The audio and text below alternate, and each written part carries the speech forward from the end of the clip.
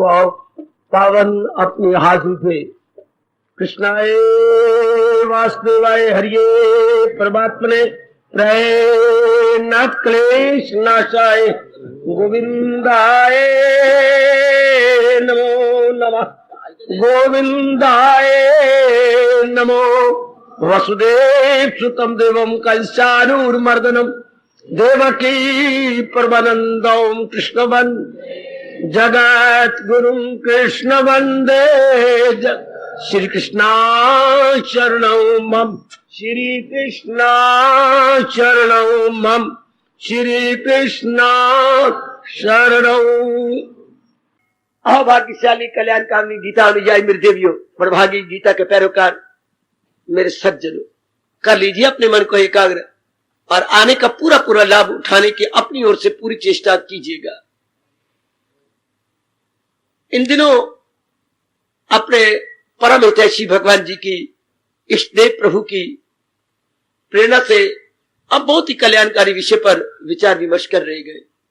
हमारे दैनिक जीवन में गीता हमारी क्या सहायता करती है? सहायता आप शुभ लगाती हैं, सहायता में भी जान डाल देती है गीता। सहायता बेचारी उजड़ जाती है गीता के ज्ञान के बिना। सहायता का कोई अर्थ ही नहीं निकलता अगर हम सहायता के साथ ज्ञान न लगाएं तो। दरअसल सही रूप में सहायता ज्ञान की होती है। तो यही जो हम अपने दिन काट रहे गए, आपको ज्यादा समय एकांत में नहीं काटना पड़ता, नहीं काटना होता, क्योंकि लेन देन का संबंध आप में है। ना चाहने पर भी आपको अनेकों के साथ मिलना है, जुड़ना है, कुछ लेना है, कुछ देना है, ये सब कुछ है। आप ना भी चाहें तो भी आपको मिलना पड़ेगा। इस रूप में गीता आपकी बड़ी मदद करती है।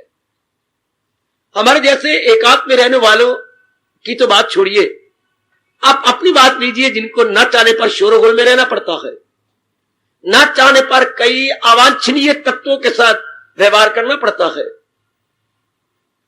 तो गीता का बहुत बड़ा उपकार है आप देवियों के लिए, आप सज्जनों के लिए। कैसे? ऐसे ढंग से हमें रहना सिखा देती है। अगर आप एकाग्रता से काम ले और सुनी बात पर कसमें खा के अपनाने में लग जाए, तो गीता आपकी पग पग पे सहायता करती है। गीता के उपदेश के अनुसार समाज में रहने से मेरी देवियों सज्जनों, हमारे लोक परलोक दोनों बनते चले जाते हैं। बनाने नहीं पड़ते, स्वयं ही बन जाती है। जरूरत क्या है? गीता के अनुसार रहना, महाराज जी के उपदेश के अनुसार अपनी रहनी सहनी दैनिक व्यवहार बना लेना, बस। फिर लोक परलोक स्वयं बनती है, जैसे आप अनुभव कर रहे हैं। इस तरह हम जीवन में ये हमेशा के लिए रख लें कि महाराज जी का उपदेश हमारी जिंदगी को संवारने के लिए, बनाने के लिए, एक नई मोड़ देने के लिए है। गीता सिर्फ पढ़ने योग नहीं, सुनने योग नहीं, अपने जीवन में ढालने योग है। तो हमने दूसरे अध्याय के आधार पर देखा दैनिक जीवन में दूसरा अध्याय हमारे क्या काम आता है। बहुत काम आता है। अब चलो मैं आपको ले चलूं तीसरे अध्याय का उपदेश हमारे दैनिक जीवन में क्या काम आता है। मेरी कल्याणकामी देवियों, बहुत लंबा चौड़ा कर्मयोग का अध्याय है, 43-44 की श्लोक है। इतनी समझ कहां है आपके पास? क्या इतना समय कहां है आपके पास? अच्छा, इतनी बुद्धि में कुशलता कहां है समझने की? है तो ये कर्मयुग। भगवान ने इसी पर विस्तार किया जो दूसरे अध्याय में कहा था, तुझे काम करना है वो मर्देकार नहीं, उसके फल पर तुझे इख्तियार। ये तीसरा अध्याय सारा इसी एक आधे श्लोक को समझाने के लिए है। बड़ा विस्तार किया मेरे भगवान ने। नाम भी इसका कर्मयोग है, कर्मयोग तीसरा अध्याय। तो इसका सार तो बता दिया गया, वो तो विस्तार है। गीता में कर्मयोग का सार मेरे को 46-47वां श्लोक है। ये क्या है? ये सार नहीं, ये विस्तार। तीसरे अध्याय में भगवान के फरमान का विस्तार है। It is explained fully, good and in detail. अब एक बात तो कहीं नहीं जाती, केवल सारी ले रहे हैं हम लोग, और सारी लिया जाता है आप द्वारा। हमारे जैसे होती हैं जिनको दिन रात यही काम है और कोई जिम्मेवारी नहीं सिवाय इसके, तो हम लोग एक एक बात को पकड़ने की चेष्टा करती हैं। और अनुभवी महापुरुषों ने कैसे गीता जी को लिया इसे समझने की चेष्टा करती हैं, और वो प्रसाद आपकी झोली में डाल देते हैं। आपको तो पका पकाया ज्ञान का भोजन मिल रहा है। और तीसरे अध्याय का सार ले, जो हमारे दैनिक जीवन में बड़े काम आ रहा है और भी आएगा भगवान करे। लो मैं ले चलता हूं निचोड़ के पास, सार के पास, जो तीसरे अध्याय का सार माना जाता है। और आपको याद भी गए, अगर कहीं कमी हो गई तो आज सुन करके आप अपना निरीक्षण कर सकेंगे, भली प्रकार आप अपनी जांच पड़ताल कर लेंगे। तीसरे अध्याय का सार मेरे से आज जान लो, और हमेशा यही समझना जो मैं आपको बताने जा रहा हूं। अमल जिस कदर भी है यज्ञ के सिवा, वो दुनिया को बंधन में रखे सदा, किए जा तो सब काम यज्ञ जानकर, लगावट न रख और न फल पर बसा। यह है अपने महापुरुषों के अनुभव के आधार पर तीसरे अध्याय का लुब्बे लुभाव, तीसरे अध्याय का निचोड़ या तीसरे अध्याय का जूस, यह उसका रस है। आज के इस अनमोल समय में, इतने घंटे सवा घंटे में हम समझेंगे, पिकअप करने की पूरी चेष्टा करेंगे। इसमें शब्द आ रहा है, एकाग्र हो जाइए। अमल जिस कदर, कर्म जिस कदर भी है यज्ञ के सिवा, वो दुनिया को बंधन में रखे सदा। भगवान जी ने बिल्कुल दिलेराना ऐलान आपकी झोली में डाल दिया, नहीं। जहाज में जितने भी समझदार हुए गए और आगे भी होंगे, उनके लिए एक राह खोल दी, एक बड़ी शानदार सूझबूझ दे दी कि यज्ञ के सिवा जो भी कर्म होंगे वो तुम्हें जकड़ देंगे, खराब कर देंगे, बर्बाद कर देंगे। दुनिया को कहा है, हिंदुस्तान के वासियों को नहीं, क्योंकि भगवान का फरमान तो सार्वभौमिक है, आलमगीर है, या आप इसे कहिएगा यूनिवर्सल है। भगवान का फरमान लोकल नहीं होता। भगवान का फरमान होता है जो हर एक विचारवान पे लागू हो, हर एक फलासफर और थिंकर पे लागू हो जाए। अपने प्रभु का, अपने इष्टदेव महाराज जी का फरमान ऐसा ही है। इसलिए गीता लोकप्रिय शास्त्र है। क्या बोलोगे? Popular holy book. Gita is a popular holy book. अच्छा, इट इज वेरी पॉपुलर, लोकप्रिय, क्योंकि इसका उपदेश हर विचारवान, हर कल्याणकामी नेक जीव पे लागू होता है। Those who are lucky soul and philosopher type, उन पे लागू हो जाता है। आप समझे, अमल जिस कदर भी है यज्ञ के सिवा, वो दुनिया को बंधन में रखे सदा। कर्म जो यज्ञ के आधार पर न किए जाएंगे, वो जीव को जकड़ लेंगे। किसको? बुद्धि को, मन को, तन को। जकड़ने का मतलब हमारी स्वतंत्रता बर्बाद कर देंगे, हमारी आजादी खत्म हो जाएगी। आजादी क्या होती है मेरी देवी? स्वतंत्रता, फ्रीडम। क्या? जैसे हम चाहे वैसे हम करें, नहीं रहेगा है। फ्रीडम ऐसे ही कहती है। अगर हम अपनी इच्छा के अनुसार ना कर सके, हम रोती हैं। ससुराल में क्या कारण है कि आप रोती क्यों है? सबसे बड़ा कारण जो मुझे पता लगा वो यही होता है कि आप अपनी इच्छा के अनुसार नहीं कर सकते। इसलिए आप अपने मां बाप के दिन याद करके, अपने पीहर के दिन याद करके मुंह से कुछ इस प्रकार के उद्गार निकाल देती है, सौरे किस फड़वे बनाए, उड़दे भौर पिंजरे पाए। ये ससुराल किस बेवकूफ ने बनाए गए। हम लोग इतनी स्वतंत्र थी, भंवर की तरह, फूलों, अपने पक्षियों की तरह, और हम लोग पिंजरे में पड़ गई है। अपने अनुसार ना कर सकना, क्या उद्गार है। सौरे किस फड़वे बनाए, उड़दे भौर पिंजरे पाए। हम स्लेवरी महसूस करती हैं, हम जो अपनी खुशी के अनुसार ना कर सके। ये भगवान कह रही है तीसरे अध्याय के अंदर। जी सरकार, तो पहले यज्ञ को समझे, क्योंकि महाराज जी ने ये बात की। मैं फिर एकाग्रता के लिए कहूंगा, ये गीता है मेरी बेटी, कहानी नहीं। भागवत पुराण भगवान कृष्ण की जीवनी है, रामायण महाराज राम की जीवनी है। ये तो चोटी का की ब्रह्म विद्या है। ये हिंदुस्तान का फलसफा है। फलसफा, हाँ, ये हमारी विचार प्रणाली है। गीता भारतीय विचार प्रणाली। Gita is nothing but Indian ideology. Indian ideology समझने की चेष्टा करना। हर एक देश की अपनी विचारधारा है। हमारी विचारधारा क्या है? उसके हाथ पे गीता थमा दो, ये हमारी विचारधारा है।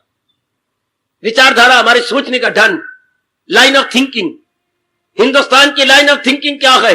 गीता। लाइन ऑफ थिंकिंग को बोलते हैं आइडियोलॉजी। अच्छा, इसके अनुसार अगर हम अपना जीवन बनाने की चेष्टा कर रहे हैं, लोग पर लोग दोनों बन जाते हैं। इसलिए आप समझ लें यज्ञ क्या है।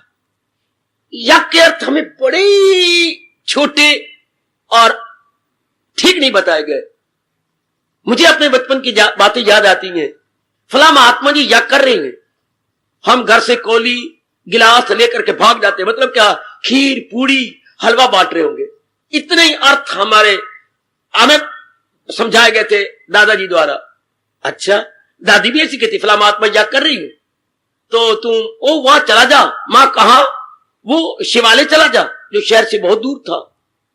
वहां अपने दोस्तों को ले जा, तुम भी वहां से प्रसाद लो, मां आप भी उनको भी दिलाना। अच्छा मां, ये तो भगवान के चरणों में आके पता लगा और मैं रोते ही रहा कि यज्ञ की ये अर्थ, और हमें ये समझाया गया खीर पूरी हलवा बस नहीं।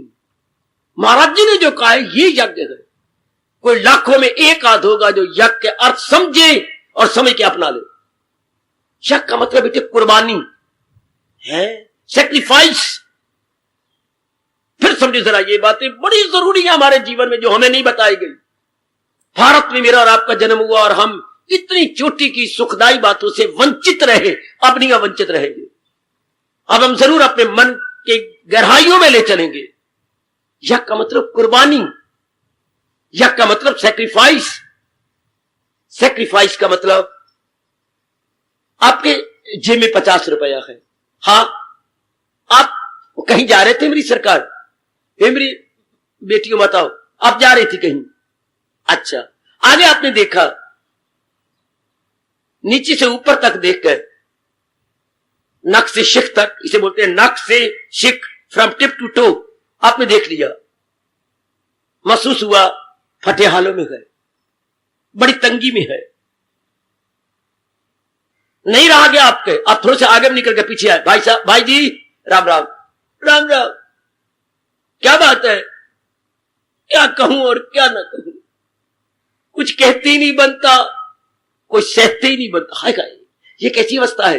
कुछ कहते ही नहीं बनता, कुछ सहते ही नहीं बनता, ना कहा जाए ना सहा जाए। इस अवस्था में क्या होती है? आत्महत्या है। अगर आदमी कह दे तो अपने अंदर का उबाला निकाल ले। कह सकता नहीं चूंकि अपनी बेइज्जती समझता है, मिडिल मैन है, और सह सकता नहीं चूंकि सह सह के मन कमजोर हो चुका है। तो ये बड़ी अजीब अवस्था है, कहते नहीं बनता, सहते नहीं बनता। ठीक है भाई साहब, ऐसा ही मैं महसूस कर रहा हूं। मेरे से जो हो सकता है मैं आपकी हेल्प करता हूं। 50 रुपया निकाला, थमा दिया। भगवान आपका भला करे। मैं दाने दाने का मुताज हो चुका हूं। अच्छा, आपने मुझे पहचाना तो नहीं होगा? बिल्कुल भी नहीं, मैं माथुर बाबू हूं। माथुर बाबू जिनको आप सेठ साहब बोला करते थे? हां, आप वही हैं। घाटों ने मेरा ये हाल कर दिया, मेरा मकान बिक गए, मेरी जमीनें बिक गई। आप वही हैं? जी। हाय, आपने लंगर खोल रखे थे। भाई जी ना याद कराओ, आप इतने दानी माने जाते थे। कुछ ना कहो मुझे, आज मैं दाने दाने का मुताज हूं। आपके अपने 50 रुपए थे, आपकी नेक कमाई थी, आपने उसकी मदद कर दी, ये कुर्बानी हो गई। आप निकले थे 50 रुपए लेकर कुछ चीज बाजार से खरीदने के लिए, लेकर आपने उसको छोड़ दिया। कोई जरूरत नहीं उसकी, पहले इसको दो। इसको हमारे हिंदुइज्म में कुर्बानी बोलती है। आपने चीज खरीदने की कुर्बानी कर दी, और वो चीज खरीद के जो घर में आप और आपका परिवार सुख पाता वो भी छोड़ दिया। परिवार सुख पाता वो भी कुर्बान कर दिया, आप सुख पाते वो भी कुर्बान कर दिया। 50 रुपए उसको दे दिया। अपने सुख को तिलांजलि देकर दूसरे को सुख को मुख्य रखने का नाम कृष्ण कहती है यज्ञ। अपने सुख को तिलांजलि देकर, समझना जरा, दूसरे को सुख को मुख्य रखना। बड़ी कोशिश करता हूं साधारण शब्दों द्वारा इन रहस्यों को समझाने की। ये रहस्य गए और तत्व है, बड़ा मुश्किल है गीता जी को समझाना, बहुत मुश्किल है। भगवान की मेरे पर और कृपा रहे, मैं और सरल कर सकूं भगवान के उच्च कोटि के ज्ञान को। अपने सुख को तिलांजलि देना, अपने सुखों को तिलांजलि, हां, और उनके सुख को मुख्य समझना। जमाना कितना गंदा जा रहा है, अनेकों को नुकसान करके अपने सुख को मुख्य समझा जा रहा, जबकि मेरे भारत के बानी बबानी, हिंदू धर्म के बानी बबानी भगवान कृष्ण कहते ना, अपने सुख को तिलांजलि दो, कुर्बानी करो अपने सुख की, उसके सुख को देखो। मेरा फिर क्या बनेगा? तो कह सकती है आज की पढ़ी लिखी बेटी, अपने सुख को मैं छोड़ती जाओ, दूसरे को सुख को लेते जाओ, व्हाट अबाउट माई सेल्फ? आपके सुख की ओर भगवान देखेंगे। अगर आप कुर्बानी करते जा रहे हैं, हां, तो ये जो फीलिंग आपके अंदर पैदा हुई है, उस फीलिंग के पीछे भगवान जी है। ये जो एप्रिशिएबल फीलिंग आप में आई, इसके बैकग्राउंड, इसके बैकसाइड में कौन है? भगवान जी। वो रखवाली करेंगे आपकी। अगर इतना विश्वास अपने इष्ट देव जी पर है, और होना भी चाहिए, शाबाश। मतलब क्या हुआ, और मैं और क्लियर कर दूं कि हमारी रहनी सहनी, हां, ऐसा हो जिससे अनेकों को लाभ पहुंचे। ये तो मैंने थोड़े से शाब्दिक अर्थ बता दी ना यज्ञ के। और महाराज जी क्या चाहते हैं कि आपके रहना सहना, आपका खाना दाना धन इत्यादि इस तरह खर्च करो, इस तरह रहो कि अनेकों को लाभ पहुंचे। Maximum good to the maximum number, maximum good to the maximum number. अधिकतम जीवों का अधिकतम लाभ, अधिकतम जीवों का अधिकतम लाभ, maximum good to the maximum number is equal to Hinduism है, is equal to karma yoga. अधिकतम जीवों का अधिकतम लाभ, ज्यादा से ज्यादा जीवों का ज्यादा से ज्यादा लाभ, यही कर्म युग है, यही हमारा हिंदुइज्म है, यही वैदिक धर्म है। हिंदुइज्म को बोलते हैं वैदिक धर्म। वैदिक धर्म जो भगवान ने वेदों के द्वारा प्रकट किया, और उसको जो अपनाने वाले होते हैं केवल उनको हिंदू कहती हैं। ना कि मैं हिंदू घराने में पैदा हो मैं हिंदू, बिल्कुल नहीं। अगर मैं वेदों के अनुसार नहीं रह रहा तो मैं हिंदू कहलाने का कोई हक नहीं रखता है। इसलिए हिंदू इज इक्वल टू कहा गया वैदिक धर्म अनुयायी हिंदू। ये बातें समझ तो लो, जो वेदों के धर्म के का अनुयायी है, फॉलोअर है, दैनिक जीवन में वेदों में कहे गए उपदेश को अपने जीवन में ढाल रहा है, he must be called Hindu, he is worthy to be called Hindu. Good. तो यज्ञ का मतलब अधिक से अधिक जीवों को लाभ पहुंचाना, अपनी वाणी द्वारा, अपने शरीर द्वारा, अपने धन द्वारा, हाय अपने ज्ञान द्वारा। अगर भगवान ने ज्ञान दिया आपको, अधिक जितना जिस तरह आपसे हो सके। और बोलूं क्या, यहां तक महाराज जी के चरणों में मेरा और आपका अगणित बार सादर से प्रेम नमस्कार। वो कहते हैं अगर धन भी नहीं ना सही, अगर आप शर्माती है मीठा बोलने में, मीठा व्यवहार करने में, ना सही है। अगर शरीर भी इतनी सेहत नहीं है, नहीं हो सकती सेवा, ना सही, फिर भी आप यह कर सकते हैं। Even then oh yes. अरे भगवती सुन तो सही, कहां जाती है महापुरुषों का तप। धन भी नहीं, धन द्वारा सेवा नहीं हो सकती, ना सही। सेहत नहीं, शरीर की सेवा करे, ना सही। जबान नहीं मीठी या संकोच होता है बोलने में, ना सही, तो भी यह कर सकती है। हाँ, एक आध पे बैठे हुए दिन में 2 बार 4 बार 5 बार 10 बार ये तो कह दिया करो। ठीक है, क्या कमाल, अपनी भावना तो ऊंची रख लिया करो। अच्छा, और ऊंची रख के क्या कहा करे, सर्वे भवन्तु सुखी। हे परमात्मा, आप द्वारा जो जीव बने गए सबको सुख पहुंचे, मुब्तलाए दर्दो गम कोई ना हो, तेरा महरूम करम कोई ना हो, तेरी कृपा से महरूम कोई ना रहे, तेरी कृपा से वंचित कोई ना हो, सारे जीव तेरे सुखी रहे, किसी को किसी प्रकार का भी दुख ना हो। इससे क्या होगा, आपका द्वेष मिट जाएगा। किसी के प्रति भी आपका द्वेष जाए, इस उच्च कोटि की फीलिंग से धुल जाएगा। हाय, फीलिंग कितनी अच्छी है। कहां रह सकती है दुश्मनी किसी की आपके मन के अंदर, जब आप ये दिल से कह रहे हैं सर्वे भवन्तु सुखी। जितना आदमी भगवान की ओर बढ़ता है उतनी उसमें उदारता आती है, ब्रॉड माइंडेड होता है। ब्रॉड माइंडेड, जी हां, जितना ज्यादा बढ़ेगा भगवान की ओर उतना वो खुले दिल वाला होता है। ये एक मोटी मैं आपको निशानी बता रहा हूं बेटे, ये चोटी का लक्षण है।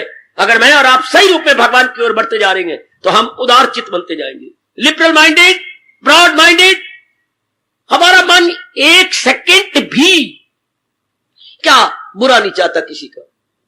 एक सेकंड, ये सेकंडों की सुई होती है, 2 सुई है, तो एक तो घंटे की है, 1 मिनट की है, ये एक पतली पतली सुई है।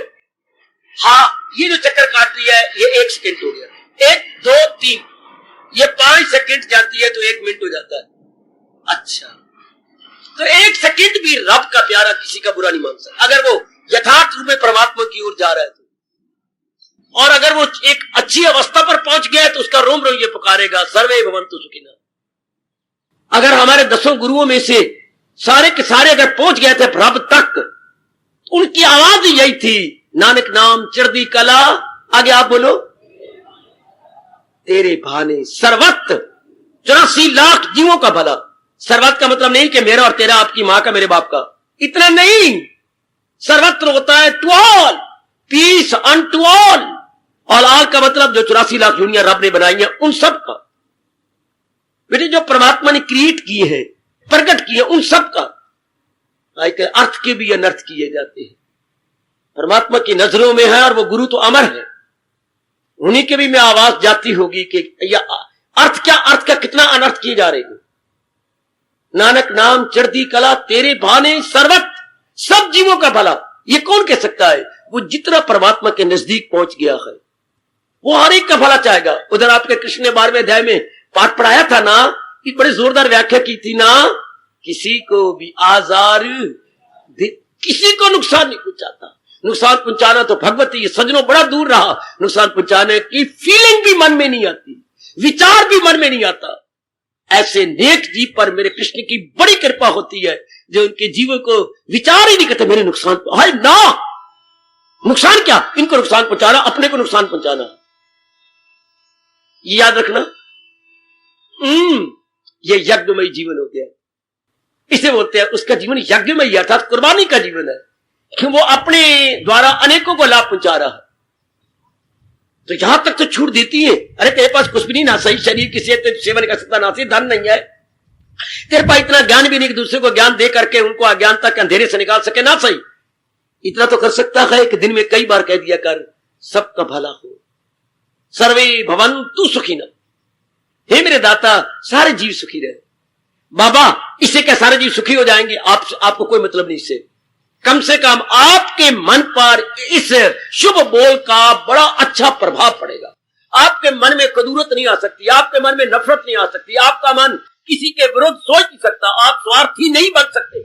आपका तो भला हो गया, हाँ, उनका भी भला होगा, उन पर भी आपका प्रभाव पड़ेगा। आप कईयों के साथ बैठती हैं, बातचीत करती हैं, लेन देन है कईयों के साथ, भले नारी का चोला, पर कई आपकी सखियां हैं, कई आपके रिश्तेदार भी तो आपके गए। आपकी जब ये फीलिंग होगी तो आपके विचार भी ऐसे निकलेंगे। तो इससे कितने को 2 का 4 का 10 का 12 का, एक व्यक्ति का अपना अपना दायरा होता है, हाँ, अपना सर्कल होता है, जिसमें उठना बैठना लेना देना व्यवहार होता है। मेरे सजनों, मेरी देवियों, तो उस कितनों का भला हो गया? कम से कम जहां तक मेरी छोटी सी बुद्धि ने काम किया है, एक व्यक्ति का अपना दायरा 50 व्यक्तियों तक रहता है। मैं कम से कम कह रहा हूं, मिनिमम 50 पर तो प्रभाव पड़ा आपकी फीलिंग का। हाँ, अब उन 50 का अगले एक का 50 के साथ कितनों का भला हो गया? एक व्यक्ति से दूसरा व्यक्ति, तीसरा व्यक्ति, तो समाज, इसी को समाज कहते हैं। अनेक व्यक्तियों के समुदाय को समाज बोलते हैं। अगर एक ने अपने आप को ठीक किया, कितनों पर प्रभाव पड़ा, शाबाश, कितनों पर उसका गुड इफेक्ट पड़ गया। इतने से ही आपने यज्ञ में जीवन बना लिया, ना तो किसी का बुरा ना हो, सबका भला हो। बाकी अगर आप करेंगे तो करेंगे, मजबूर हो जाएंगे। जो जो ये आप अपनाएंगे, अनेकों का भला चाहेंगे, अनेकों का। इसको बोलते हैं यज्ञमय जीवन, जो केवल अपने पेट पे हाथ नहीं फेरता, जियो ढिढा जी तू आप पुत्र, ये वर्स्ट पॉसिबल मैन, गया बीता इंसान जो केवल अपने तक सोचता है। भगवान की नजरों में ये बहुत ही गिरा हुआ है। इसके लिए हमारे रब ने केवल एक बार कहने की जरूरत, मैं परमात्मा के लिए कह रहा हूं, मेरे लिए शर्म की बात है, जो दया के घर है उन्होंने ये कह दिया, क्या वो गिरते ही गिरते चले जाएंगे। यहां तक कह दिया कि न दोजख से उनको निकालूंगा मैं, कि ये ऐसे नरक में गिरेंगे कि लंबे समय तक मैं भूल ही जाऊंगा कि इनको निकालना भी है कि नहीं, किनको। और फिर कितना गंदा शब्द कहा भगवान ने ऐसों के लिए जो केवल अपने लिए जिंदा है। ये पापी खुद अपनी खातर पकाएं, वो अपने ही पापों का भोजन खाएं। ये पापी हैं जो केवल क्या है, self centred man, self centred man, केवल अपने तक है, अपने तक ही जिंदा है, अनेकों को नुकसान पहुंचा के, अनेकों झूठ मकर फरेब चोरी यारी हवा से अनेकों को धोखा देके केवल अपने तक जिंदा है। उनको भगवान बड़े पापी है, बड़े गुनाहगार है। उनको पापी कहा केवल अपने तक। 4 फुलके पकाने नालायकों ने, ये नहीं मैं 2 पक्षियों के लिए बना दूं, कोई मेहमान आके मांग लेगा, बाहर दरवेश अर्थात कुत्ता आने वाला है उसको भी दे के दुआएं ले लूं ना। ऐसे ही जब मैं मां बाप के घर में था, अड़ोस पड़ोस में एक घराना मुझे अब भी याद आ रहा है, पूछते थे शाम को, अचानक कहीं मैं चला गया होऊंगा तो मैं तो मुंह में उंगलियां डाल के हैरान रह गया, शायद फिर मैं नहीं गया उनके घर। जब घर में आके बताया, हैरान हुए हमारे घर वाले, उस घर में ये हो रहा था। हाँ मां, मैं इन कानों से सुन के आया हूं। क्या पूछ रहे थे?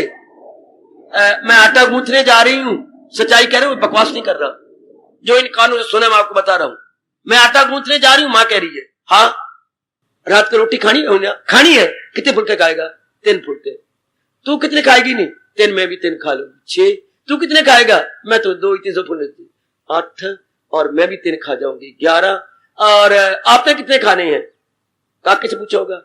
ये फुलके गिन के तो एक कौली बना रखी थी, ये 1 फुलके का आटा है।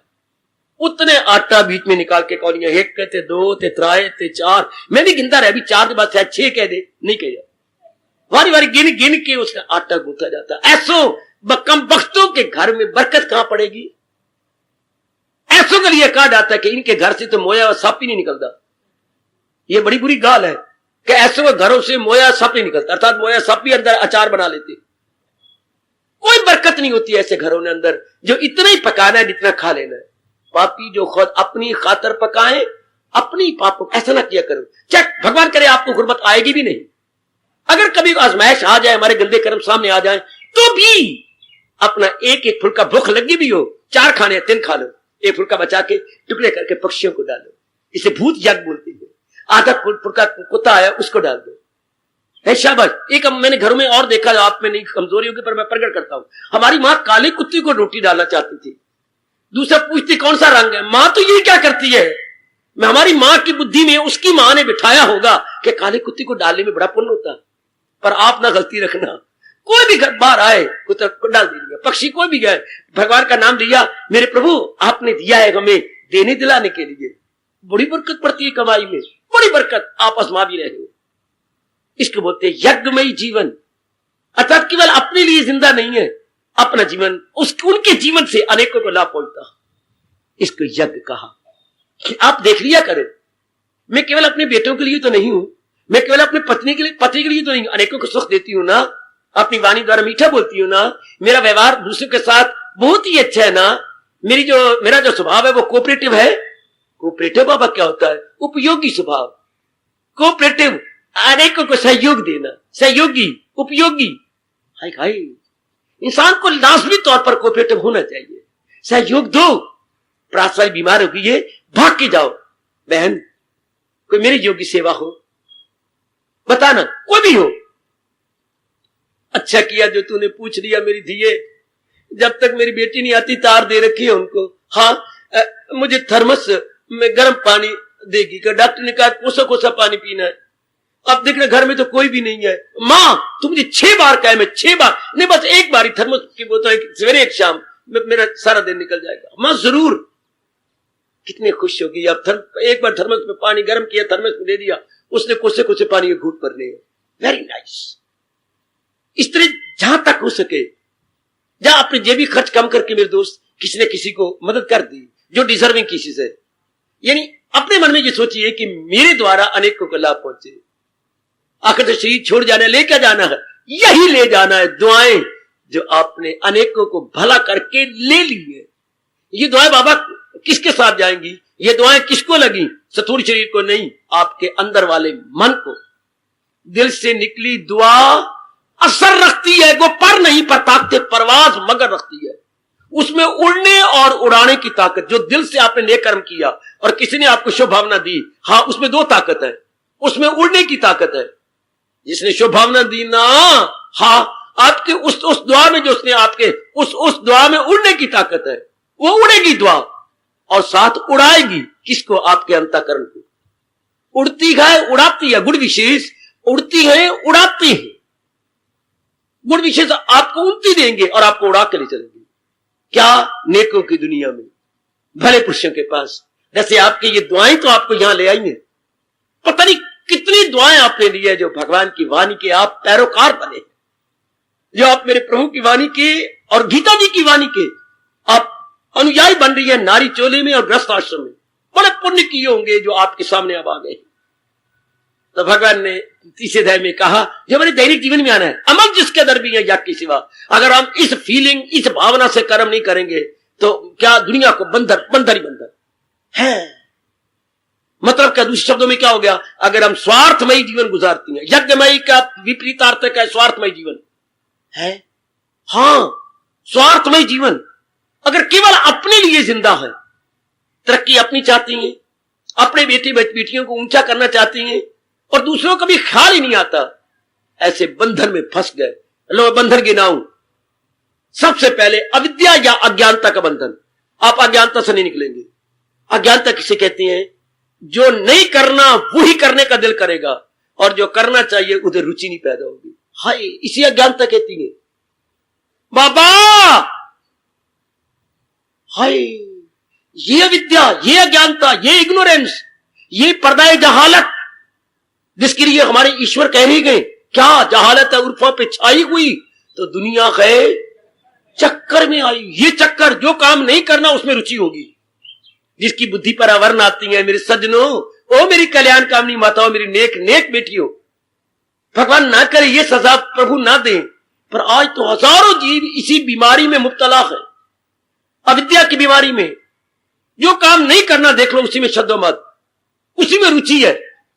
कितनी घोर अज्ञानता है। सिनेमा भी जाने को चाहिए, कितनी रुचि है सिनेमा में जाने की। देखिए जरा, शराब भी कोई पीनी चाहिए, कितनी रुचि है शराब पीने में। अब तो मेरी बेटियों ने भी शुरू कर दिया, पियो पियो रब का अवतार जल्दी होगा। जरूर भगवान करे और पियो। कॉलेज की स्टूडेंट्स की लड़कियां ये वो गंद मंद खोलने लग गई, बहुत अच्छा है। हिलाओ भगवान के तख्त को। ये भी कुछ करने वाले कर्म है। और जैसे आपकी नारी फैशन कर रही है, ये भी कोई फैशन जिसमें हमारे अंग भी न ढपे। कैसा गंदा वक्त। हिलाओ भगवान के तख्त को, हिलाओ मेरी देवी, बहुत अच्छा कर रही हो। अपने शरीर के अंग भी नहीं ढांपना। हाय रब्बा मेरे यहाँ, कहा वो नारियां जिंदा चिता में जल मरी 14,000 रानियां अभी तक गीत गाए जाती हैं। 14,000 रानियों ने क्या कर लिया? हाँ, अग्नि जलाई और छलांगे मार दी। क्या मुसलमानों के हाथ में नहीं आएंगी? इसे बोलते हैं जौहर रस्म। जौहर की रस्म की कि हम अपने इस शरीर को दूसरों को हाथ लगने दे, और आज उसी शरीर को नंगा रखा जाता। वो दिन ये दिन, ये भी कोई करने वाली बात है। इतना रोजे गुण बढ़ जाए, ये ना करने वाले कर्म करना। जवाब क्या देती हैं आप? ये जवाब देते, सारे नहीं कर रहे, सारे अंगारे पा रहे हैं तो मैं भी अंगारे पाऊं। ना करने यो कर्म करने का जी चाहे तो समझो मेरी बुद्धि पर आवरण आ गई है। विनाश काले विपरीत बुद्धि। और गीता का कृष्ण तीसरे अध्याय के माध्यम से हमें बताता है, ना ना, इसका परिणाम बड़ा गंदा होगा। है नाना प्रकार के तापों और दुखों में तुम मरोगे, गलोगे। ना, कितनी मदद कर रहे हैं हमारे प्रभु, कितना गर्मा गर्म फरमान है अपने प्रभु का। नहीं नहीं, चेतावनी है अपने इष्ट देव जी की। अमल जिस कदर भी है यज्ञ के सिवा, वो दुनिया को बंधन में रखे सदा। अब अविद्या में फंस गए। अविद्या से फिर ये निकल आती है क्या? अविद्या से सबसे पहले क्या निकलता है? कामान। अविद्या सबसे पहले, शाबाश, कामना। बेटे कामना, अविद्या से पहले कामना निकलेगी। किसकी कामना? आपकी कामना, विलासता की कामना, नारी की कामना। हाय, अब एक नारी के लिए अब इंसान को क्या क्या पापड़ नहीं बेलने पड़ेंगे। काम के बाद क्या निकलेगा शायद ना बता पाओ, मोह निकलेगा। इसके साथ बड़ा जबरदस्त मेरी बेटी के साथ मोह हो जाएगा, और मेरी बेटी को भी अपने पति के साथ जबरदस्त मोह हो जाएगा। हालांकि पता है आपके शरीर भी दिन प्रतिदिन मौत के मुंह में जा रहा है। बुरा ना मनाना मेरी बेटी, सच्ची बातें मैंने बतानी है ना। और आपके पति का शरीर भी दिन ब दिन काल के नजदीक जा रहा है। Even then we are miserably attached with each other. Miserably शब्द लगा रहा हूं, बुरी तरह हम एक दूसरे के साथ संलग्न है। पता भी है याद की कोई चीज रहनी नहीं, फिर भी यह अविद्या के कारण से कामना पैदा हुई। कामना ने हमें जकड़ के रख दिया, मोह की जंजीर में हमारी आजादी गवा दी। आप अपने पति के बिना नहीं रह सकेंगी, आप अपनी पत्नी के बिना नहीं जी सकेंगे, मां बाप छोड़ने गवारा, बहन भाई छोड़ने गवारा, अपने शरीर का सुख छोड़ना गवारा, पर पत्नी को नाराज नहीं करना। देख लीजिए आपकी जाति मां बाप की सारी इज्जत मिट्टी में मिला के कचहरी में खड़ी हो जाती है, क्या कोर्ट मैरिज करने के लिए। पिट के मर गई मां, दिए ना करना, तेरी 2 बहनें और बैठी हैं, लोगों पर गंदा प्रभाव पड़ेगा, मैं कैसे शादी करूंगी इनकी। तेरे एक भाई भी बैठा है जिसकी शादी करनी है, लोग कहेंगे इनका खानदान गंदा चूड़ा हो गया है, हम इनको नहीं देंगे। लेकिन फिर भी लड़की ने जाके कोर्ट में मैरिज की। इतनी वास्ता डाला मां ने, नहीं मानी। इतना अंधपना लव का हो चुका है बुद्धि पर। ना करने योग कर्म करना, ना करने योग कर्म, तब समझिए अविद्या है। करना नहीं, क्या कृष्ण कहते हैं, रुचि बुराई में दिखाएं सदा शब्दो मत, अर्थात रुचि। They are so much interested in bad action. Bad तो मैं कह रहा हूं ना, पर जो वो करने वाले हैं वो इसे बैड नहीं समझते। इसे क्या कहते हैं, these are only etiquette, these are become manners. वो इन्हें मैनर कहते हैं बेटे, वो इन्हें मैनर कहते हैं। ये तो मैनर बन के सारे कर रहे हैं, सारे कर रहे तब वो मैनर होंगे। गलत। मैनर वो होती है polished activities of any society called by the name of manner. Polished action, न कि अनपॉलिश्ड एक्टिविटीज। जिन कर्मों से जीव का भविष्य उज्जवल हो उसे मैनर कहती है, अंग्रेजी में मैनर। और हम क्या कहेंगे, सदाचार नहीं, और बोलूं शिष्टाचार। शिष्ट आगे बोल दो, आचार तो इकट्ठा बोलेंगे, शिष्टाचार शब्द तो शिष्ट आचार है। शिष्ट मैंने अच्छे, गुड, आचार मैंने एक्टिविटीज, गुड एक्टिविटीज को बोलते हैं शिष्टा। इकट्ठा बोल जाओ, संधि करके, संधि मिला के, शिष्टाचार, गुड मैनर्स, गुड एक्टिविटीज। तो इससे परिणाम गुड होना चाहिए। इसका आजकल एक और शब्द बना लिया, एटिकेट। वाह वाह बेटे, एटिकेट एक नया शब्द निकलता है, पढ़े लिखे बोलते हैं। कईयों को समझाने की मैंने तो कोशिश की है भाई, ये भी एटिकेट हुए। इसको एटिकेट बोलोगे जिसका परिणाम दुख, तकलीफ, चिंता, बीमारी, रोग, शोक, बेइज्जती हो, उसको तुम कहोगे एटिकेट। समझ नहीं थी बाबा, हम ऐसे बोलते रहे। हाँ, उस लगाओ दूध को आग। देखो हमारा शास्त्र क्या कहता है, जिससे कि लूज मोशन शुरू हो जाए, बार बार शौचालय, बार बार शौचालय, पजामा खराब, धोती खराब, शौचालय भी नहीं पहुंच सकती हैं। उस दूध को हम क्या करें, जो हजम ना हो, मेरे लूज मोशन लगा दे, मेरे कपड़े खराब करते जाए, शौचालय में बैठने की भी आज्ञा ना हो, पहले जो है प्रणाली चल रही है, उस दूध को मारो काट। उस सोने को आग में डाल दो, हाँ, जो आपके कानों को फाड़ डाले। सोना तो कानों की खूबसूरती होती है, शरीर, और उससे कान फट जाए, जैसे मेरी दादी के 3-4 सारे फट गए थे नीचे नीचे, 4-4 पहन के बेचारा ये मां सह नहीं सका। हम कहते थे दादी ये क्या कर लिया, कमला वेला पुत्र हमारा, यही जवाब, कमला वेला था ये। 3-4 से घुसेड़ के वो मांस ही फट गया। इतना गंदा लगता था मां का ये फट गया मांस, और गंदा मंदा। पुत्र हमारा कमला वेला था, और अब बड़ा सियाना वेला है। अब मैंने सुना 2-2 बनाई जा रही हो कि ये करिए। व्यर्थ की बात है मेरी बेटी, व्यर्थ की बात। जिस कर्मों का परिणाम दुख हो उसको मैनर नहीं कहते। लेकिन जब अविद्या छाई हो, तो मैंने कहा अविद्या के बाद काम पैदा हो जाता है, काम से मुंह पैदा हो जाता है। हाय, अब ये जकड़ देंगे आपको, आपकी आजादी खत्म। आप उनके बिना, ऐसे कर्मों के बिना नहीं रह सकते। देख लीजिए समाज में नहीं रह सकते, आपसे राह नहीं, आप बाजार में नहीं जाएंगी। क्यों, बड़ा जरूरी काम था मेरे बेटे, बड़ा जरूरी काम था। श्रीमान मिन्नतें भी कर रहे हैं, मैं आपकी इज्जत के लिए नहीं जा रही, कपड़े प्रेस नहीं किए, आज गंदी गंदी साड़ी पहन के चली जाऊं, और सूट पहन ले, और सूट भी प्रेस नहीं हुआ। उसकी इतनी बेइज्जती, उसने कहा था अपनी पत्नी अपने बच्चे को जरूर लेके आना, लेकिन वो इस तरह गए, वहां जहां आपका जाना जरूरी था, हाँ, इस तरह गए जैसे बिरंग लिफाफा जाता है किसी के घर में। अब उसे बिरंग करो, कोई टिकट नहीं लगी हुई थी आपकी, अगर आप जाते टिकट साथ जाती, बिरंग लिफाफे की तरह की, शर्मिंदा होके गए, प्रेस नहीं हुए। अब ये भी कोई बात नहीं, वे कपड़े प्रेस नहीं हुए तो तू भी प्रेस, तेरे मन में वट पड़ गए, कपड़े के वट निकालती अपने मन के वट डाले बेटे। आजकल देखो, ना करने योग कर्म को हम कितनी महत्ता दिए बैठे हैं। ये है विद्या, जिसके बिना रह नहीं, वो कहना डू विदाउट। हाय, ये कब हुआ जब भगवान का क्या बिगड़ रहा है? हमारा बेड़ा गर्क हो रहा है। और संसार का क्या बिगड़ रहा है? हमारी बुद्धि बिगड़ रही है, हमारा मन बिगड़ रहा है। हमने अपने गुरुदेव जी से अपने मन को यूं समझाया, ना तो भगवान का बिगड़ रहा है, मान जाओ, ना सृष्टि का बिगड़ रहा है, मान जाओ, प्रकृति का। हमारा बेड़ा गर्क हो रहा है। नाश तो हमारा हो रहा है, हमारी बुद्धि बिगड़ गई, हमारा मन बिगड़ गया, जिससे कि हमारे शरीर के ऊपर नाना प्रकार के रोग आ गए। तो नाश तो हमारा हो रहा है शाबाश। और किसका बिगड़ता है? और किसी का नहीं बिगड़ेगा। तो हम अपने आप को देख लेना। या मैंने जो कई बार बकवास की और मेरी बकवास मुंह से बंद भी नहीं होती, रब हमें पहले सियाना बना के पैदा करता, वो भी नहीं। यह परमात्मा दयालु थे, जब हम पैदा होने लगे थे हमारे कानों में अंदर तो थी आत्मा, कौन से उन्होंने कोई बड़े दूर से द्वारका से आना था, हमारे अंदर तो जीवात्मा है, वो तो अंदर हमें कान में फूंक देते, इस तरह मेरे संसार में रहना, फिर तेने वापस आ जाना है। वो भी नहीं। भगवान भी इनडिफरेंट रहे, तटस्थ कुटस्थ बन के रहे, हम यल्ले लाल कुलल्ले। अच्छा, फिर या तो भगवान नियम बनाता, हर गली में कोई पहुंचा हुआ महात्मा होता, हर गली में, आयो मेरे रब्बा।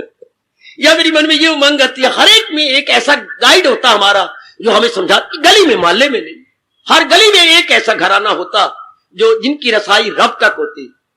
क्यों? एक तो रब ने हमें कान में मां के पेट में डाला नहीं, हाँ। एक फिर रब कहता है नहीं, हाँ तुम महापुरुषों के पास जाके समझो, तो कर उनकी सेवा, तो सीख उनसे। तो वो भी कोई नहीं, वो दिन ब दिन घटते जा रहे, पहुंचे बिल्कुल घट कम होते जा रहे, और भी कम और भी कम और भी कम, दिन ब दिन आप देख ही लेंगे। पहुंचे हुए महापुरुष जिनकी रसाई मेरे परमात्मा मेरे कृष्ण तक हो गई, वो और भी घटते जा रहे। फिर एक रब ने और नियम बनाया, या हमारे जैसे कहता इतने संगत आ रही है, हाँ प्रभु मैं देख रहा हूं। और गीता जी सुन रहे हैं मेरी, हाँ प्रभु मैं देख रहा हूं। इनमें बड़ी श्रद्धा है, मैं देख रहा हूं प्रभु। इनमें बड़ी लगनता है जेंट्स में, मैं देख रहा हूं प्रभु। हाँ, तू रात की नींद 2 घंटे कर ले, जो आ गया। इनके लिए तप कर, जो आ गया।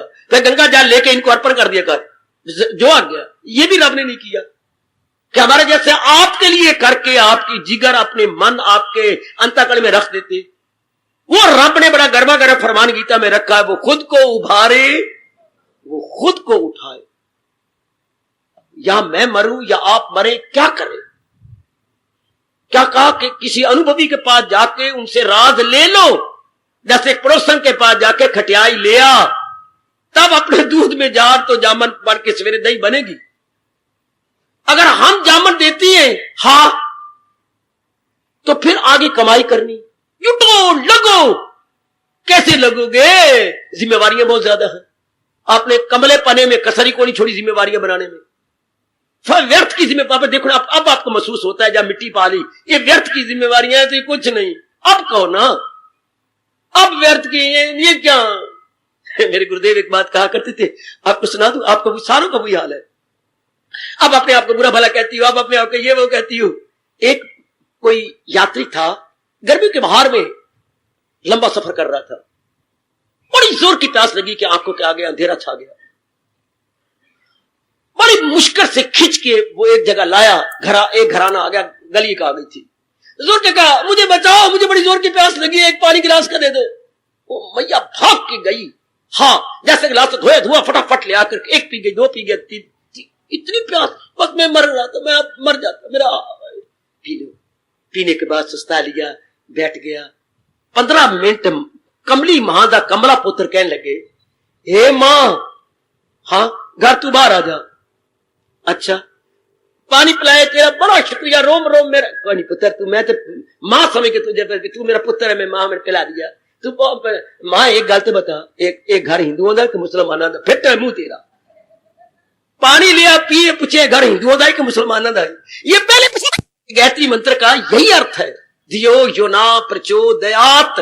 हमारी बुद्धि पर जो अवर्ण है, इसको हटा दो। हटाने से क्या होगा? प्रभु हमें आपके फरमान के मुताबिक इतना पता तो लग जाएगा, करना है क्या और ना करना है क्या।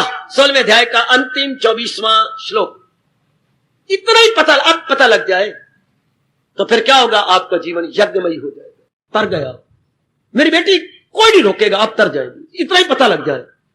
ये तो आप अब देखेंगे क्या, बहुत से कर्म ऐसे हैं जो नहीं करने चाहिए, आपका टाइम काफी बच जाएगा। बहुत सी बातें ऐसी जो नहीं, अब आपकी बुद्धि खुल गई थी, ये बातें तो नहीं करनी चाहिए, इन बातों में समय नहीं गंवाना चाहिए था, ये कर्म तो नहीं करने चाहिए थे, ये तो उलझा रहे थे, ये तो काम पैदा कर रहे थे, ये क्रोध, ये मोह पैदा कर रहे थे, ये लोभ पैदा कर रहे थे, ये तो मेरे में अहंकार पैदा करते थे।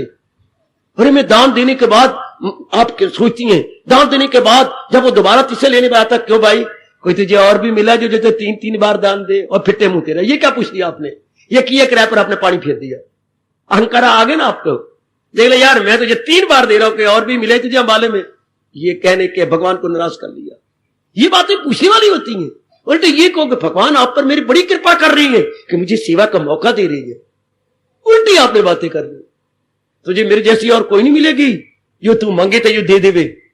ये तो तू ठीक कह रही है, पर ऐसा कह के अंदर वाले भगवान को नाराज कर लिया। ये नहीं, क्योंकि भगवान ने तो ये पाठ पढ़ाया हुआ है, फकत मेरी खातर तू, तो आप अपनी इज्जत की खातर अपने अहमपना को बीच में लेके ये वार्ता कर गए। तो जब ये पता लगेगा तो एवरीडे लाइफ में क्या होगा, क्या कुर्बानी, फिर अब आप उलझेंगी नहीं, किसी गंदी वृत्ति के अधीन नहीं होंगे, गृहस्थ आश्रम में रहते भी जाओगे लेकिन कुर्बानी के पुतले बनते। अब यही बात मां बाप बताते, पुरोहित जी बताते, या गुरुद्वारे वाले पाठी बता देते, बिल्कुल भी नहीं। या कोई पूछो वो गुरु बताता, बेटे कुर्बानी का जीवन गुजार, कुर्बानी करके रहो, एक दिन तो सब कुछ छोड़ छुड़ा के चला ही जाना है, तो पहले क्यों ना किया जाए, पहले क्यों ना कुर्बानी पकड़िए। वो कितनी भारी कुर्बानी है मेरी देवियों, इतने बरस एक घर में रहकर उस परिवार, उस मकान को, 3 मंजिले मकान को छोड़ गए, धन को छोड़ गए, हाँ अपनी माँ बाप पत्नी, इतनी प्यारी पत्नी, प्यारे पति को, सब कुछ छोड़ के, कोई ट्रेनिंग पहले नहीं थी, कोई पहले अपने आप में सब कुछ छोड़ के जाना है। कईयों के अर्थी के पीछे भी गए, फिर भी अपने पर अप्लाई नहीं किया कि मेरा दिन भी बड़ी जल्दी आने वाला, फास्ट अप्रोचिंग, ये कभी सोचा ही नहीं गया। अचानक आपके आधी रात पेट में दर्द पड़ी, डॉक्टर बुलाए गए, डॉक्टर जी ने आके देखा, थोड़ी देर बाद आपकी जान निकली। ये कभी सोचा भी नहीं था कि ऐसी हम पर भी गुजरेगी। यही सैगल का गीत था जो बेचारा गाता हुआ मर गया। सैगल आप भली भली जानते होंगे, केदारनाथ सैगल, के.एम. सैगल, वही यही कहा था, ऐसी हम पे भी गुजरेगी ये हमें मालूम न था, चाह बर्बाद करेगी ये हमें मालूम न था, रोते रोते ही कटेगी ये हमें मालूम न था। गीत सुनना उसके बच्चे, बहुत दर्द भरा उसका गीत है। ऐसी हम पे भी गुजरेगी ये हमें मालूम न था, ये उनको पता ही नहीं। जब एक दिन वो आना है तो आप जैसे कल्याणकामिनी और कल्याणकामी जीवा कुर्बानी के पुतले बन जाते हैं, कुर्बानियां करते, दुआएं लेती हैं, भगवान को खुश करती हैं, प्रसन्न करती हैं। भगवान कितने खुश होते हैं जिसके रहने से अनेकों को लाभ हो जाए।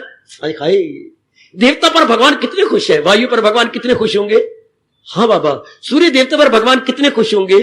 इसलिए तो सूर्य को भगवान ने सबसे पहले उपदेश दिया। कौन सा अध्याय जहां भगवान ने यह कहा, 4थे अध्याय, विवस्वान को सबसे पहले दिया। विवस्वान मतलब सूरज, कितने खुश हुए होंगे भगवान विवस्वान को देते हुए, कितने खुश है विवस्वान पर, वायु पर और इंद्र देवता पर जो सबका भला कर रहा है, धरती भगवती पर कितना भला किया। धरती रोई थी, प्रभु कलयुग आने वाले गए, हाँ पापी जी मेरे ऊपर हो जाएंगे, हाँ फिर मैं तो पापों से भर जाऊंगी।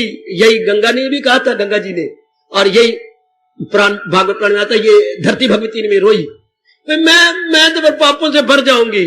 हाँ फिर आपने मेरे बारे में भी सोचा है, जरूर सोचा है, घबरा नहीं, मेरे प्यारे रहेंगे कि नहीं तेरे ऊपर, रहेंगे। और जो अपने अंदर मुझे देख के गदगद हो जाती होंगे, रहेंगे ना, प्रभु जरूर रहेंगे, तो वो किसको देख के गदगद होंगे, आपको, उनके अंदर में प्रकट होना। हाँ तो वो कहां रहते हैं, शरीर में, तो शरीर उनका कहां रहेगा, मेरे पर। तो फिर जब मैं उनके शरीर में तेरे पे रहूंगा, तेरे गुनाह रहने दूंगा, तेरे गुनाहों को साथ ही साथ भस्मीभूत करता। यही गंगा को जवाब दिया कि पहुंचे हुए भी जरूर तेरे तक आएंगे, और जो वो नहाएंगे तो उनके अंदर तो मैं हूं, तेरे पाप सब दूर कर तू घबरा नहीं। ठीक है मेरी देवी, मेरी माता, मेरी बेटियों, बुजुर्गों, मेरे कल्याणकामी अच्छे भाइयों, अब जब तक हम कुर्बानी का जीवन न गुजारें और फंसती है, फिर हम उलझ जाएंगे। अमल जिस कदर भी या यक के सिवा, वो दुनिया को बंधन में रखे सदा। आजकल भगवान के कथन के अनुसार जीवन यज्ञ में नहीं गुजार रहे, स्वार्थ में गुजार रहे हैं, उलझे हुए नजर आए। चाहे आपके माँ है, बाप है, बहन है, भाई है, पति है, या कितना नजदीकी रिश्तेदार क्यों ना है, वो स्वार्थ में जीवन है, उलझे पड़े हैं। जो नहीं करना वही कर रहे हैं, जो करना है उधर पता ही नहीं। यही कबीर जी ने ताना मारा है, करना था तो ना किया। जब वो आखिरी वक्त मरने लगा ना, उसको कबीर जी कह रहे हैं, महाराज मेरे कल्याण के लिए करो, तेरे कल्याण के लिए अब क्या करूंगा, करना था सो ना किया, अब करी क्यों पछताए। बोए पेड़ बबूल के तो आम कहां से खाए। तो सारी जिंदगी तो किक्कर ही बोता रहा, तो आम अब मरने वक्त में जो आम चूसेगा, अब मरने वक्त भी त्रिशूल तुझे चुभेंगे कि जो काम करने वाला था वो तो किया नहीं करने वाले में इसी को अविद्या जहालत कहती है। आपके तो भाग बड़े अच्छे हैं जो भगवान की ये वाणी आपको सुनने को मिल रही है। नारी चोले में, ग्रस्त आश्रम में, आप कोई सन्यासियां नहीं है, आप ग्रस्ती हैं, पक्के ग्रस्ती हैं, हाँ कुड़मों वाले हैं। हाय रब्बा, कितने आपके रिश्तेदारी है, धी की तरफ से आप पुत्र की शादियां हो गई, धियों की शादियां हो गई, कितने आप बैठती हैं घर के अंदर, कितनी जिम्मेवारियां, फिर भी मेरे भगवान आपको गीता जी सुनने का मौका दे रही हैं नहीं, आपको समझने की बुद्धि भी दे रही है नहीं, अपनाने का शौक भी पैदा कर दिया। यह भगवान की बड़ी कृपा समझो कि अपनाने का शौक है। वरना अपनाने का शौक, सुनने का शौक तो हो जाता है, अपनाने का शौक में बोल दूं, बोल बाबा बोल। जब अपनाने का शौक होता है तो भगवान कहते हैं अब इनका जन्म होना मुश्किल है। उसको आखिरी जन्म मानते हैं कृष्ण है। जब अपनाने की, तो अपने अंदर देखना, मैं सिद्धांत बता रहा हूं आपको, जिसको अपनाने का शौक है वो फिर गर्भ में तो गिरेगा नहीं, क्योंकि उसको हर वक्त अंदर एक हलचल रहेगी, इसको मैंने अपना लेना है, इसको मेरे जीवन में ढाल लेना है। आजकल भगवान धर्म स्थान तो बनाई जा रहा है, लोगों को भेजी भी जा रहा है, अपनाने का शौक कोई नहीं। जाओ मत्थे टेक के आ जाओ, बस वही सुना वही भूल के रह गया, सुनी सुनाई वही रह गई। अपनाने का शौक किसी किसी को होता है, हजारों में होगा, लाखों में होगा कोई खाल खाल, और जिसको फिक्रे हसूले कमाल, जिसे भगवान की फिक्र लग जाए, कल्याण की फिक्र लग जाए, ये तो कोई और पुरुषार्थ कीजिएगा। आपका जीवन यज्ञमय तो है, पूरा नहीं यज्ञमय। इन शब्दों का बुरा न मनाना, सच्चाई मैंने प्रकट करनी है यज्ञमयी, लेकिन पूरा यज्ञमय जीवन नहीं। तो मौत आने से पहले गंदी वृत्तियों को निकाले जिन्होंने हमें जकड़ रखा है। आप बार बार अपने मन से पूछा करें, मैं काम के बिना रह सकती हूं कि नहीं, मैं क्रोध के बिना रह सकता हूं या नहीं, मैं लोभ के बिना रह सकता हूं या नहीं, मैं अहंकार के बिना रह सकता हूं या नहीं। ऐसा इतना पूछने के बाद फिर क्लियर करो, भगवान ना करे अगर कल पत्नी का शरीर छूटने लगे, यू कैन डू विदाउट। कोई पता नहीं किसने पहले चला जाना, कबूतर ने जाना, कबूतरी ने जाना। मैं पहले कबूतरी कह रहा हूं, अगर कबूतरी के जाने का वक्त आ गया, व्हाट अबाउट कबूतर साहब? कबूतर साहब का क्या कैसे दिन कटेंगे? अगर कबूतर जी के छूटने के दिन आ गए, आपके कैसे दिन? क्या मैं इनके बिना रह सकती हूं? क्या मैं अपने बेटे के बिना रह सकती हूं? कल रूठ उठा के अपनी पत्नी लेकर निकल जाए तो मेरे मन पे क्या बीतेगी? ये खुद अपने आप पर महसूस कीजिएगा। भगवान न करे कल लक्ष्मी आपसे नाराज हो जाती है, तंगी आ जाती घर के अंदर, आप रह सकती हैं? आप अपना फैशन छोड़ देंगी, मोटा कपड़ा पहन लेंगी, मोटा खा लेंगी? ऐसा अपने पर क्वेश्चन करो। महापुरुष कहती है, व्यास जी फरमाती हैं कि जिनके बिना आप नहीं रह सकते थे, अब कहो इनके बिना अब मैं रह सकता हूं। कल मेरे पैरों में कोई चीज नहीं होती, चप्पल चप्पल, मैं रह सकता हूं? जरूर मेरे परमात्मा आप मुझे शक्ति देते जाइए, मैं रह सकता हूं। अगर आप खुशी से, अगर आप सीरियस जाती हैं, कमी है आपके अंदर। अगर आप ग्लैडली हैप्पीली कहते हैं, ओह आई कैन डू विदाउट, शाबाश, आप इनके बिना रह सकती हैं। एक आखिरी प्रश्न फिर पूछ लेना, ये आखिर में पूछते मेरे बच्चे, बाबा बोल क्या, अगर भगवान आवाज दे मैं शरीर के बिना रह सकती हूं? Hi, this is the last final question. इस काया के बिना मैं रह सकता हूं? कल भगवान के, बस बेटे तेरे दिन पूरे हो गए, कम बैक, तो मैं इसको कमीज की तरह छोड़ सकता हूं? ठीक है मालिक, तेरी वस्तु तेरे अर्पण। यह आखिरी क्वेश्चन है। इसके बाद फिर तो आपका जन्म हो ही नहीं सकता। अगर आप खुशी से कह सकती हैं मैं रह सकता हूं इसके बिना, और इसके जो रिश्तेदार हैं इनका बिना भी रह सकता हूं, अगर नहीं तो फिर अपने आप को बनाओ। अभी पर यज्ञमय जीवन नहीं है, इसलिए मैं कह रहा हूं, मैं देख रहा हूं यज्ञमय जीवन तो है पर पूरा यज्ञमय नहीं है। पुरुषार्थ करो, अपने अंतर्यामी भगवान से शक्ति लो, नारी का चोला, प्रभु मुझे शक्ति दो। वो भी क्या मजा हुआ, कल मैं जबरदस्ती जाऊं इस जहान से, ये तो अच्छी बात नहीं। ना चाहने पर स्थान को छोड़ना पड़े, ये कोई मजे की बात ना हो। ये है, हाँ, ये भी क्या मजे की बात। घर वाला थाली भर के आटे के लाया घर से, क्या कर रहे हो? आए दिन आप थालियां भर भर के देते रहती हैं। देना तो मैंने है, ये तो मुझे पता है, फिर तू टोक के पाप की भागन क्यों बनती है? क्या मैंने तेरा कहना मानना? नहीं मानते तो नहीं हो, तो क्यों नहीं कह देती मेरा भी हाथ लगवा लो, कुछ मुझे भी पुण्य मिल जाए। उल्टा तो टोकती रहती है, क्यों देती रहती हो? क्यों घर नू रंबे लगा रखे जे, रंबे खुरपे जड़े काट रही है घर के अंदर। जब पता है कि इन्होंने देनी है तो लो, मैं भी पकड़ी देती है, दो दो, आप देंगे, भगवान हमें कई गुना दे दे, कई गुना देंगे, दो दो है। शाबाश। कल जबरदस्ती शरीर छोड़ना पड़ा, जबरदस्ती परिवार को छोड़ना पड़ा, वो बात तो अच्छी ना हुई, वो तो ठीक ना हुआ। हाय, भगवान ने कहा है वो ठीक ना हुआ, जबरदस्ती छोड़ना पड़ा। मुझे याद कराओ, भगवान ने कहा लानत मारी आपको, या किसी को भी लानत मारी, कहां मारी? मैं अपनी ओर से बकवास तो नहीं कर रहा, नहीं बुद्धि काम करती, फिर मैं समझा देता हूं। अगर बेदिली से कोई रजोगुण सखावत उसे जान, या 3 प्रकार का दान उन्होंने कहा, तो रजोगुणी दान नहीं दिल कर रहा, बेदिली। बादिली कुछ और होती है बेटी, बेदिली कुछ और। बादिली वही देंगे जिन्होंने पहले तैयारी की है, बड़ी खुशी से, और मालिक तेरी वस्तु तेरे अर्पण। शुरू से समझा रहा हूं, जब से प्रचारक बन के आपके बीचों बीच आया, शुरू से ये गीता जी को उपदेश दे रहा हूं, याद करवाता ना, तेरी वस्तु तेरे अर्पण है ही तेरी प्रभु, तो तेरे अर्पण करके क्यों ना मैं पुण्य का भागी बन जाऊं। तो तीसरे अध्याय की दैनिक जीवन में क्या जरूरत है कि मैं आजाद होकर रहूं, मैं किसी वृत्ति के अधीन होकर ना रहूं, किसी वृत्ति के अधीन। ये कौन कर सकते हैं? जिनका मन पूर्ण रूप से भगवान में लगा हुआ। आगे देखो क्या गलती है, अमल जिस कदर भी या यज्ञ के सिवा वो दुनिया को बंधन, समझ आइए आप, बंधन में रखे सदा। फिर मैं कैसे दैनिक जीवन गुजारूं? क्या क्या किए जा अमल, अमल जिस कदर भी या यज्ञ के सिवा वो दुनिया को बंधन में रखे सदा।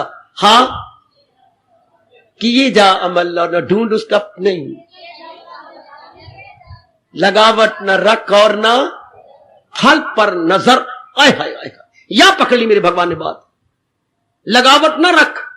कोई भी जो कर्म है, मुझे ये मिले, अब आप में ये वृत्ति तो हटती जा रही है, ना फल पर नजर, मुझे ये मिले ना, मैंने अपना कर्तव्य अदा कर देना, अनासक्त होकर, उसमें अटैच होकर नहीं, अनअटैच्ड होकर मैंने कर्म कर देना। लगावट ना, बात सारी यहां खिंच के रह गए, लगावट ना रख और ना फल पर नजर। उस कर्म के साथ हमने लगना नहीं, मेरा कर्तव्य मैं कर रहा हूं अपने मालिक के नाम पर। ऐसे जीव ले गए बाजी, ऐसे जीवों को दैनिक जीवन में जीना आ गया। कोई लगावट नहीं, अपने शरीर पर लगावट नहीं, फल पर लगावट नहीं, मां बाप बहन भाई का कर्तव्य तो किए जा रहे हैं। आप कर्तव्य कर्म तो करेंगे, जो भी रिश्ता आपका किसी के साथ आप निभाती जाएंगी, लेकिन मन उनके साथ नहीं है। केवल फिजिकली आप कहिए जा रही है एक्टिविटीज, लेकिन मन मालिक के संग लगा हुआ है। यह है यज्ञमय जीवन। तीसरे अध्याय की तीसरा अध्याय इससे दैनिक जीवन में आ रहा था। मैं यज्ञमय जीवन गुजारते, कुर्बानी का जीवन, किसी के साथ कोई लगावट नहीं, कोई वास्ता नहीं, कोई मतलब नहीं, स्वार्थ नहीं है। अपना कर्तव्य हर एक के साथ निभाई जा रही है, लेकिन अपना स्वार्थ रखे। दुनिया क्या करती है? दुनिया सेवा तो करती है, अपना स्वार्थ रखकर। हाय कहे कमली, मां भी यही समझाती, कमली आज तू उनके काम नहीं आएगी, तेरे काम कौन आएगा? आज ये तकिया कलाम बना हुआ है, मैं नहीं जाता उधर। श्रीमान जी आप करेंगे, आप जाओ ना, मेरा शरीर नहीं निकालता, पुत्र नु कह देना वो हुआ है, आप जाओ। वो नहीं जाता, मैंने कई बार कहा, वो जिद्दी, आप जाओ, मेरे पैर लड़खड़ा रहे हैं। फिर आखिर में आपने क्या कहा? अगर आप उसके मरने पे नहीं जाओगे तो आपके मरने पर कौन आएगा कल? ये सेवा थोड़ी होगी, स्वार्थ हो गया ना। मरने पर भी स्वार्थ है। वे लोग कहेंगे खसमे मर गए, इनकी अर्थी के पीछे भी कोई नहीं जा रहा। ऐ शाबाश, ऐ शाबाश। गौशाला में इतनी गऊ है, पीछे उनको लगा देंगे। हाय मेरे रब्बा, इनके पीछे को नहीं जा रहा। ये भी एक मरने के बाद भी स्वार्थ है शाबाश। गलत बात हो गई। ये आप में कोई भूल ना करना, बिल्कुल ना भूल रखना ना। क्या आज आप नहीं करोगे तो अगर उनकी शादी पर आप न गए तो कल आपकी धी बैठी, आपकी धी कोई भी नहीं आएगा, नहीं आएगा, सिर सराड़ पड़े, ऐसा आप सोचेंगे और तो नहीं सोच सकता। तो लोग तब ताड़ियां मारेंगे, ताड़ी छोड़ पैर भी मार रहे। बेशक मैं अपने दोस्तों को बुला कर दूंगा। स्वार्थ, हर काम में स्वार्थ होता है। रब के प्यारों का स्वार्थ नहीं, उनका परमार्थ होता है। मैं अपना कर्तव्य कर दूं, आगे मेरे कृष्ण जाने, मेरे इष्टदेव जाने। तब वो यज्ञमय जीवन होगा। स्वार्थमय जीवन तो दुनिया में गुजार रही है, जो भी काम करती है स्वार्थ को सामने रख करके। आप अपने भगवान को सामने रख के, मेरे गुरु ने कहा था, गीता मानो वो बहुत अपना चुका है जिसने ये पक्का कर लिया है, क्या, जो मैं निर्णय ले रहा हूं, जो मैं विचार कर रहा हूं, जो मैं कर्म कर रहा हूं, मेरे इनसे मेरे भगवान खुश होंगे। इनके मन में ये समा गए, मेरे प्रभु खुश होंगे, मेरे परमात्मा खुश होंगे मेरे इस निर्णय से, मेरे इन कर्मों से। तो काफी गीता वो अपना चुका। जिसको ये याद रहता है कि मेरे इस विचार, मेरे इस व्यवहार से मेरे भगवान जी खुश होने की नहीं, दे वुड बी प्लीज और नॉट, उसने अपने भगवान को हाजिर नाजर जान लिया। वो अपने भगवान को एब्सेंट नहीं समझती, प्रेजेंट समझती है, प्रेजेंट है वो। तीसरे अध्याय का दैनिक जीवन में आ जाना, क्या, अमल जिस कदर भी है यज्ञ के सिवा, वो दुनिया को बंधन में रखे सदा, किए जा तो सब काम यज्ञ जानकर। और यज्ञ क्या होता है, लगावट न रख और न फल पर कहीं लगावट ना हो।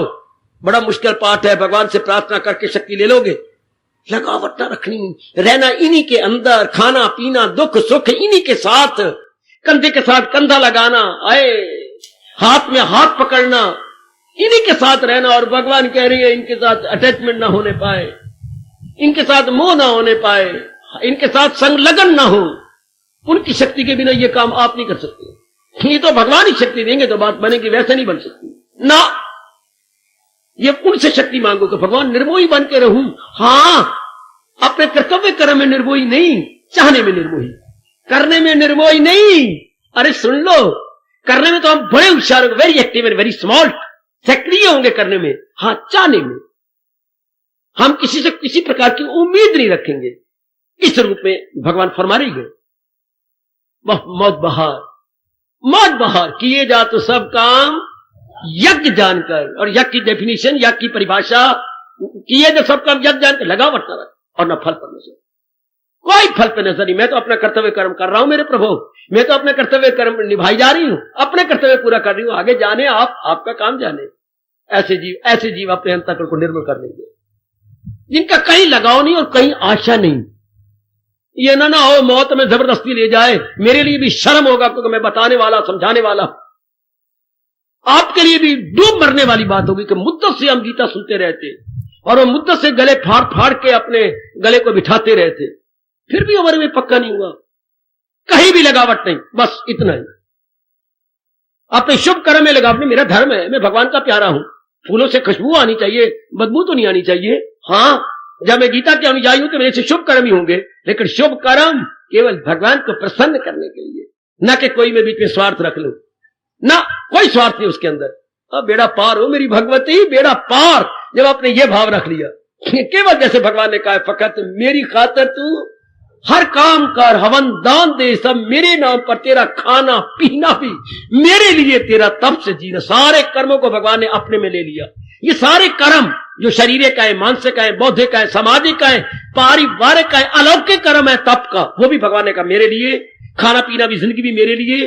हाय, ये सब कुछ मालिक के लिए, फिजिकली, मेंटली, इंटेलेक्चुअली, हाँ, ये सब मालिक के लिए। बेड़ा पार हो गया उस जी का। इसको बोलते हैं यज्ञमय जीवन। यज्ञमय भगवान, हम तो आप कैसे, भगवान हम तो आपके लिए जिंदा है, चाहे एक दिन रख ले, चाहे 100 दिन रख ले, जिंदगी तो हमने आपके लिए है। मरना तेरी गली में, जैसे वो शारीरिक प्यार वाले कहा करते हैं, जिनको आपके साथ प्यार हो जाता है तो ऐसे ही गाते हैं ना, मरना तेरी गली में और जीना तेरी गली में। हमारा यही भाव होगा, मरना कृष्ण के लिए और जीना जिंदगी रखनी है तो भी अपने इष्ट देव महाराज जी के लिए। लाइफ रिजर्व फॉर ऑलमाइटी, रखो लो, ये आपकी मर्जी, लेकिन जब तक जिएंगे आपके लिए जिएंगे। ऐसे जीवों का जीवन, ऐसे नेक जीवों का, लक्की सोल का जीवन यज्ञमयी हो गया। ये तीसरे अध्याय की देन हम सबके लिए, लेकिन नहीं एवरीडे लाइफ के लिए। बेटे एवरीडे लाइफ के लिए, एवरीडे लाइफ अपने जीवन में उतारने के लिए, उतारो इसको। ये तीसरे अध्याय की अमर ध्वनि, तीसरा अध्याय दैनिक जीवन में, अमल जिस कदर भी है यज्ञ के सिवा, वो दुनिया को बंधन, वरना फंस जाएंगे। हम बंधन अगर इसको सामने नहीं रख के जीवन गुजारते, अपना दैनिक जीवन नहीं गुजारते, फंस जाए। फिर वैदा क्या गीता का, अगर गीता उलझे हुए जीवन को सुलझाती नहीं, हाय, तो फिर महाराज जी की वाणी पढ़ने का लाभ क्या, इष्ट देव बनाने का लाभ क्या, जो हमें कॉम्प्लिकेशन से, समस्याओं से निकाले ना, वो भगवान भी क्या, हाँ, और जो नेगेटिव क्वालिटी से बाहर ना ले आए वो वाणी भी क्या, हाँ, जो भगवान के नजदीक ना ले जाए वो सत्संग भी क्या है। हाँ, वो सत्संग का मतलब क्या हुआ? अच्छा, जो अंतःकरण को स्वतंत्र ना कर दे वो वैराग भी क्या, हाँ, और जो बुद्धि को अवरणों से निकाल न ले वो विवेक भी क्या, हाँ, और जो है गफलत की नींद में सोए हुए को उठा ना ले तो वो गुरु भी क्या। जो अज्ञानता की नींद में सोया हुआ था और जगा नहीं सका उसको गुरु कह रहा पाप, उसको पीर कह रहा पाप, मुर्शिद कह रहा पाप है। बेटे अब जाग जाओ, मेरी भी लाज रखो, अपनी भी लाज रखो। और जो भगवान ने कहा 30 अध्याय के जो गर्मा गर्म फरमान है अपना लो अपनी दैनिक जीवन में, देखा करो। मेरा धर्म है समझा देना, जो छुपी पड़ी है बातें महाराज जी की वो उतारे अपने दैनिक जीवन के अंदर कि मेरा जीवन यज्ञमय है कि नहीं। दैनिक जीवन में अपने परिवार के अंदर मैं रह रही हूं, निराली हूं ना, शाबाश। मैं अपने भोजन बना रही हूं इतना सुंदर, अपने पाकशाला में जहां पकाते रोटियां, भोजन बना रही हूं अपनी रसोई में, लेकिन इनके स्वाद के लिए तो नहीं ना, मेरे मुंह में पानी तो नहीं आ रहा। मेरा कर्तव्य है, मां हूं, पत्नी हूं, बनाई जा रही हूं, शाबाश। आप बड़े मजे की बात, जिनका जीवन निराला होकर गुजर रहा है। आप बहुत बड़े ऑफिसर हैं, हर एक के साथ एक जैसा सलूक करती है ना, अपनी ओर से सबका भला करने की चेष्टा करती है ना, शाबाश, बड़ा निराला जीवन। तब आपका दफ्तर मंदिर है। हाँ, मंत्र और मंदिर का एक ही अर्थ निकाला गया। फिर मैं याद करा दूं, मंदिर का अर्थ क्या है और मंत्र का अर्थ क्या है। वो कहते हैं इसको बार बार बोलो, मंत्र को बार बार बोले और मंदिर को बार बार बोले तो जो अंदर कर दे वो मंत्र मंत्र मंत्र मंत्र मंत्र मंत्र अंतर अंतर अंतर में ले जाए, अंदर अंतर्मुखी कर दे, मंदिर मंदिर मंदिर अंतर में ले जाए। जो हमें अंतर्मुखी कर दे वो मंत्र, और जो हमें अंतर्मुखी कर दे वो मंदिर। हम बाहरमुखी थे ना, प्राणी पदार्थ के पीछे गुलाम बने हुए थे, और इनके कारण से मंत्र में पढ़ रहा हूं या मैं मंदिर में रोज जाता हूं प्रणाम, क्या मैं अंतर्मुखी होता जा रहा हूं? मेरी टेंडेंसी इन गोइंग होती जा रही है। वो मंत्र मेरे लिए वरदान है जो मुझे अंतर कर दे। वो मंत्र मेरे लिए गुरु का वरदान है जो मेरी वृत्तियों को अंतर में ले जा रहा है। जो टेंडेंसी हमारी आउट गोइंग ना होकर जेंटलमैन इन गोइंग होती जा रही है। मुबारक वो मंत्र, मुबारक वो मंदिर। सारी बात तो अंतर्मुखी हो जाने की है।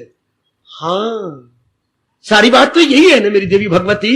जी हां, बस बेड़ा पार। इसको मेरे भगवान कहती हैं बड़ा निराला जीवन गुजार रही है। 30 अध्याय हम पढ़ देंगे कर्म योग का, कई बार पढ़ा, कई बार मैंने विस्तार किया, और ऐसा दैनिक जीवन में नहीं आया, फिर तो कोई लाभ ना, फिर ठोस लाभ ना मेरे सुनाने का, ना आपका तशरीफ लाने का। हाँ, ये हमारे दैनिक जीवन में आए, यज्ञ में जीवन गुजर रहा हो, करते हुए में नजर आए, भगवान को कर्म करते हुए नजर आए, लेकिन उलझते हुए नजर ना आए। ओए ओए ओए, रब करे ऐसा ही हो, परमात्मा ऐसी कृपा करे, हम भगवान की नजरों में कर्म करती हुई नजर आए, उलझती हुई नजर ना आए, सुलझती हुई नजर आए कि सुलझी जा रही है, उलझ नहीं जा रही, सुलझी जा रही है। शाबाश। रुमाल लेके अगर हम यूं वट देती हैं तो रुमाल में वट पड़ते जा रही है। यही अगर ऊपर हाथ नीचे करके करते हैं तो वट जो है सुलझते जा रहे। देखो अपने जीवन को गहराई में जाके देखो, उतरो नीचे, मेरा जीवन सुलझता जा रहा है ना, अर्थात मैं काम से, क्रोध से, मोह से, लोभ से, अहंकार से निकलता जा रहा हूं ना, और एक गंदी वृत्ति मुंह से निकलती है। कल मौत थप्पड़ मार के मुझे जबरदस्ती ले चले, वो तो अच्छा ना हुआ जैसे कसाई बकरी को जबरदस्ती ले जाता है जबा खाना। ये तो गंदा जीवन हो गया। जबरदस्ती कान पकड़ करके, छेरी बोलते हैं बकरी को, छेरी को पकड़ के लिए जा रहे हैं, तो ये तो गंदा जीवन हो गया। काल जबरदस्ती में निकाल के ले जाए ना, पहले ही निराले बन के रहे। पहले निराला सबसे आला रह रहा है, निराला बन। ये कौन होगा? जो अंतर्मुखी है। कौन होगा?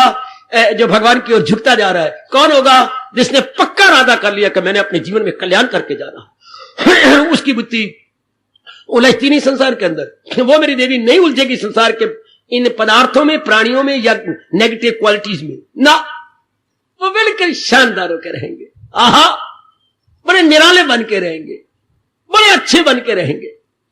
आहा, जो महाराज जी के उपदेश के अनुसार ऐसा रहती है। ऐसा निरीक्षण करो अपना यज्ञमय जीवन है ना मेरा। और यज्ञ का अर्थ क्या कर रहे हैं? लगावट न रख और न फल पर न, कहीं भी लगावट नहीं, अपने शरीर के साथ कोई लगावट नहीं। लगावट मीन अटैचमेंट, लगावट मीन ममता, लगावट मीन आसक्ति। अच्छा, लगावट मीन आसक्ति से रहत। शाबाश शाबाश शाबाश। ये ऐसा आपने देखना है, मैं तो आपके लिए कर नहीं सकता। भगवान ने नियम ये बनाया, वो खुद को उभारे, वो खुद को समझा सकता हूं, प्रेरणा दे सकता हूं आपको। दिव्य शक्ति भगवान दे सकती है, मैं आपको दिव्य प्रेरणा दे सकता हूं। कैसा आपने कर लेगा, तब आपका ये रोजाना सोगे सफल। तीसरा अध्याय, दैनिक जीवन में कुर्बानी का जीवन। अपने सुख छोड़े जा रहे हैं, दूसरों के सुख को सामने रख रहे हैं। ये और सुखी हो जाए, और सुखी। सुख तो आपको भी मिलेगा, अगर अनेकों को सुख दोगे, प्रतिक्रिया रूप में आपका भी सुख होगा। लेकिन मन में यह है कि अनेकों को सुख हो जाए तो कितना अच्छा है, अनेक जीव मेरे से लाभ उठा जाए तो कितना अच्छा। इसको बोलते हैं यज्ञमय जीवन। निरीक्षण का लेना मेरी देवी। दैनिक जीवन में तीसरे अध्याय का वास्ता, दैनिक जीवन में तीसरे अध्याय की सहायता। यज्ञमयी जीवन गुजारते जाए। आपके बोलने में यज्ञ कुर्बानी, आपकी क्रियाओं में कुर्बानी, आपकी आंखों में कुर्बानी। आपकी आंखें फंसाने वाली ना हो, आपकी आंखें प्रेम देने वाली हो, प्रेम लेने वाली ना हो।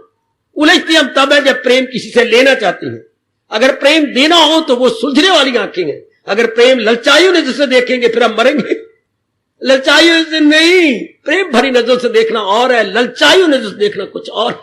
तो बेड़ा पार भी तब होता है। यह आपने देखते जाना है कि मेरा दैनिक जीवन यज्ञमय होना चाहिए, मेरा दैनिक जीवन कुर्बानी से भरा होना चाहिए।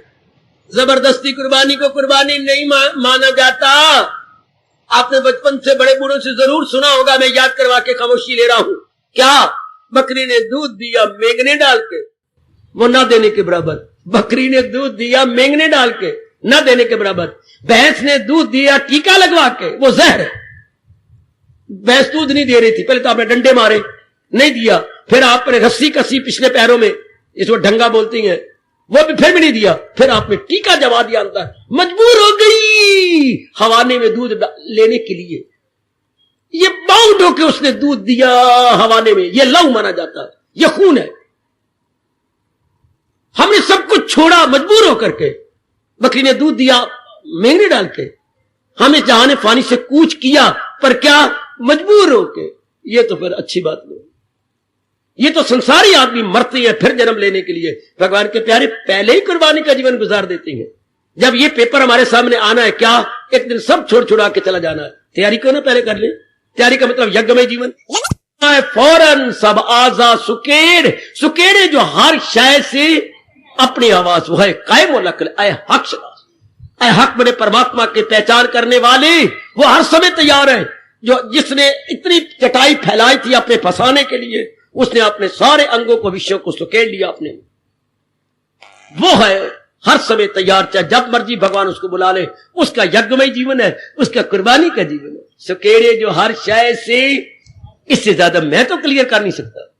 मेरे में तो ताकत है नहीं, मेरी बेटी भगवान साक्षी है कि इस श्लोक को दैनिक जीवन में और कैसे उतारे, समझाए कैसे। सुकेड़े जो हर शय से, मां से, बाप से, बहन से, भाई से, पति से, पत्नी से, खाने पीने की लज्जत से, बाकी जो में हम रस लेते रहे उनसे। सुकेड़े जो हर शय से अपने हवास, आंखों का विषय गए, कानों का विषय गए, नाक के विषय गए, मुंह के विषय गए, हाथ के विषय गए, इस तरह बाकी अंगों के विषय गए, और एक भगवान सर्वस्व बन के रह गए। एक महाराज जी हमारे सब कुछ बन के रह गए। बाकी सारे संसार संबंधी विषयों को हमने कह दिया गो वेंट गॉन, या गश्ती गछंता, गश्ती गश्ता गछंता, छुट्टी कर दी। उसको मेरे भगवान कह रहे ये कुर्बानी का पुतला बन गया, ये हर समय मेरी ओर आने के लिए तैयार बैठा है। फिर कह रहा हूं, सुकेड़े जो हर शय से अपने हवास, हवास कहते हैं अंग, इंद्रियां। बेटे हवास मैंने ये ज्ञान इंद्रियां, कर्म इंद्रियां, 10 इंद्रियां, 10 पार्ट्स ऑफ द बॉडी, इनके सारे जितने ऑब्जेक्ट्स हैं, इन सारे ऑब्जेक्टों को मन से निकाली बैठा है। All objects of the senses, इन सारों को उसने विड्रॉ कर लिया। हाय, बहुत लक्की सोल है वो, बहुत लक्की है। तीसरे अध्याय का उस पर बड़ा भारी एहसान हो गया दैनिक जीवन में, जो इस तरह कुर्बानी का पुतला, कुर्बानी की देवी बन के रह रही है। मांगो अपने अंतर्यामी इष्ट देव से शक्ति। मांगो मेरे सजनों, आज रात को सोती बार प्रभु जो कुछ हम आपकी गीता का 30वें अध्याय में सुन के आए गए दैनिक जीवन में तब ही उतारेंगे जब आप शक्ति देंगे, जब आप ताकत देंगे। आप ताकत दो प्रभु। जैसे कि बहुत बड़ी मशीनरी अपने वर्कशॉप पे लगाए और सारी इंस्टॉल भी कर ली है। अब बिजली घर में जाके कहता है कि मैंने 10 लाख की मशीनरी अमेरिका से मंगवाई है और इंस्टॉल भी कर ली है, और आपने वादा किया था और आप 3 महीने हो गए मेरे रुला रुला के मार दिया आपने। आप मुझे कनेक्शन क्यों नहीं देते पावर का? पावर कनेक्शन के बिना क्या है आपका 10 लाख मिट्टी के बराबर। मशीनरी चल ही नहीं सकती, उसमें मूवमेंट कैसे पैदा होगी जब तक के पावर हाउस मिलती। इस तरह भगवान से कहो, भगवान अपनी ओर से मैं सब कुछ सुन लिया है, मान भी गया हूं, पर जब आप दिव्य शक्ति नहीं देंगे, दिव्य पावर नहीं देंगे, मैं तो कुछ कर नहीं सकता। जब तक वो आपको पावर नहीं देते, पावर कनेक्शन नहीं देते, मशीनरी चलेगी कैसे? बिल्कुल, जब तक भगवान दिव्य शक्ति अपनाने की ना दे, आपके बस की बात नहीं जे। अप्लाई करो रब नू, फिर अप्लाई करनी। प्रार्थी बन, प्रभु मेरी प्रार्थना पर स्वीकार करो, अपनी दिव्य शक्ति दो, तब मैं ये अपना सकती हूं यज्ञमय जीवन। मैं गृहस्थी, मैं यज्ञमय जीवन चलाए आकाश को पकड़ने। कौन? मोना अर्थात गेठ मुठिया। ये गेठ मुठिया, ये गेठ और ये मुट्ठी यूं करके ये इतना सा व्यक्ति चला आकाश पकड़ने, तो मैं गेठ मुठिया आकाश को पकड़ने, मैं ये जीवन गुजारूं यज्ञमय। मेरे बस की बात नहीं है मेरे कन्हैया, ओ मेरे इष्ट देव अंतर्यामी, मेरे बस की बात नहीं। गिट्ठ मुठिया से आकाश नहीं पकड़ा जाएगा। तो अंदर से आवाज है, फिर कैसे पकड़ा जाएगा? अगर आप कंधे पे बिठा लो और उड़ चलो तो फिर तो मैं आकाश को पकड़ लूंगा। अगर आप मुझे दिव्य शक्ति दे दो, अगर आप मुझे अपनी दिव्य शक्ति प्रदान करें, तब तो मैं यज्ञ में जीवन गुजार लूंगा मेरे परमात्मा, आपके भरोसे। हाँ, ये गीता सुनी थी, कहो बार बार अपने अंतर्यामी को। तरीके मैं बताता हूं, राज मैं खोलता हूं, करो आप। हाँ, तेरी गीता सुनी थी, तेरी दया के भरोसे, तेरी ज्ञान के भरोसे और तेरी बख्शिश के भरोसे। क्या आप मुझे दिव्य शक्ति देंगे? हाँ, गीता सुनी है, सुनूंगा, तेरी दया के भरोसे। आप मुझे दिव्य शक्ति प्रदान करेंगे मेरे दाता। मैं तो आपकी दया के आधार पर गीता सुन रहा हूं। अपने मेरे पल्ले तो कुछ है नहीं, मेरे पास तो कुछ भी नहीं है। आप और दया करो ताकि मैं आपकी वाणी को अपना सकूं, अपना कल्याण कर सकूं। मेरे पास तो इतनी शक्ति है नहीं कि मैं यज्ञमय जीवन गुजारूं, अपने स्वार्थ को बिल्कुल छोड़ दूं और भला अपने मन में रखूं, अनेकों का भला होता जाए। प्रभु आप मुझे शक्ति दो ताकि दैनिक जीवन में मैं आपका यह फरमान पूर्ण रूपेण ट्रांसलेट करूं। अमल जिस कदर भी है यज्ञ श्री भगवान वाच, जो हमारे दैनिक जीवन में कुछ आ गया है और भी भगवान कृपा करेंगे तो आ जाएगा। अमल जिस कदर भी है यज्ञ के सिवा, वो दुनिया को बंधन में रखे सदा। कितने बंधन है, not only one but so many bondages, so many bondage. अमल जिस कदर भी है यज्ञ के सिवा, वो दुनिया को बंधन में रखे सदा। फिर किए जात भगवान, फिर मैं हमारी पीठ ठोकरेंगे, किए जा तो सब काम यज्ञ जानकर। यज्ञ जानकर क्या? लगावट न रख और न फल पर न। आदमी फरिश्ता बन गया, ऊंचा उड़ारी मार ली, न लगावट है न अपने कर्मों के फल पर नजर है, पर नजर कहां है? भगवान पर। भगवान के फरमान अर्थात ज्ञान पे नजर है और कहीं नजर नहीं। ले गया बाजी। ऐसा व्यक्ति 4 दिन गुजारेगा, अनेकों को प्रेरणा दे जाएगा, और शरीर छोड़ेगा तो हमेशा के लिए छोड़ जाएगा। क्योंकि पहले ही कह दिया लगावट न रख, तो जिसकी कहीं लगावट नहीं रही उसका जन्म क्यों होगा? जन्म तो होता है लगाई थी लो जिससे हासिल हो। पहले ही भगवान ने खत्म कर दिया, लगावट न रख। ये तो भगवान ने इतना गजब का पाठ पढ़ा दिया। जैसे आज करके डॉक्टर चीरा देने से पहले, ऑपरेशन करने से पहले आपसे और उससे लिखवा लेते हैं। मैं तो जैसे नहीं, आप तो बड़े एक्सपर्ट डॉक्टर, ठीक है, मेरे बड़ा तजर्बा है, मैंने कई ऑपरेशन ये किए हैं, लेकिन अगर कल कोई हेरा फेरी की गंदी बंदा हो गया तो मर गया, तू, मैं कोई जिम्मेवार नहीं हूं। पहले आप बाप से, उस ऑपरेशन करने आने वाले से, पेशेंट से दस्तखत करवाएंगे, अब जाके थिएटर में ले जाके ऑपरेट करेंगे। भगवान मरने से पहले ये कह रही है, हाँ लगावट ना रख। हाँ मेरे प्रभु आप ताकत दीजिए, मैं ऐसा करूंगा। न फल पे कर्म कर रहा हूं, नजर अपने कृष्ण पर है, फल पे नहीं है। हाँ गृहस्थ में रह रहा हूं पर किसी के साथ बंधा हुआ नहीं हूं, आजाद हूं। ऐसे को जन्म ही क्यों होगा? ऐसे क्यों किसी गर्भ में गिरेंगे? गिरते तो अरमान के लिए, अरमान होता है जहां कोई लगावट हो, जहां लगावटों की वासनाएं रह जाती हैं, फिर लो जन्म। पहले भगवान जड़ काट रहेंगे, बेटी पहले जड़ काट रहेंगे, किसकी जड़ ही काट दो ताकि वासना कामना बाकी रहे नहीं। लगावट ना रख, बड़ी चोटी का पाठ है। लगावट ना रख, फल पर नजर तो बाद में होगी। जब लगावट नहीं तो फल पर नजर क्यों होगी? पहले भगवान ने जड़ काट दी, इसे बोलते अपरूट कर दिया। एक कहावत थी जो आपको पहले भी सुनाई थी, क्या झल्ला ना मरे झल्ले दी मां मरे। हरबा क्यों, मां क्यों मरे? झल्ला ना मरे झल्ले दी मां मरे, मता होर झल्ला जम धरे। 9 महीने बाद एक और झल्ला पैदा की बैठी हुए, उसे मां मरे। हाय, क्या कह रही है? वासना कामना ना मरे, पर वासना दी मां मरे। अज्ञानता अविद्या मता होर वासना जम धरे। पहले भगवान ने हड़ताल फिरवा दी, किसके ऊपर? लगावट न रख। No more attachment to anywhere, no more attachment anywhere. एक अपने मालिक को छोड़कर, वो अटैचमेंट नहीं होती। भगवान के साथ हो तो उसे हम क्या बोलती हैं? उपासना कहती हैं। केवल भगवान के संग मन लगा हुआ हो उसे हम भक्ति कहते हैं। वो भक्ति है जो चारों ओर से हटकर एक में लग गई, उसे भक्त की भक्ति कहते हैं। अच्छा अच्छा अच्छा, उसे फिर अटैचमेंट नहीं कहते। अटैचमेंट स्वार्थ के साथ होती है, जो अपने खून के रिश्तों के साथ हो या कुछ उनसे लेने की उम्मीद हो, उसे कहती हैं अटैचमेंट या मोह या आसक्ति। परमात्मा करे आज का पाठ हमारे दैनिक जीवन में आ जाए। कल्याण कामनी माताओं, मेरी कल्याण कामनी बेटियों, मेरे बुजुर्गों और कल्याण कामनी मेरे अच्छे और प्यारे भाइयों, अपना लो इसे दैनिक जीवन के अंदर। लगावट ना रख और ना फल पर नजर, और इनको गूंजने देने देना भगवान की इस गर्मा गर्म चेतावनी को।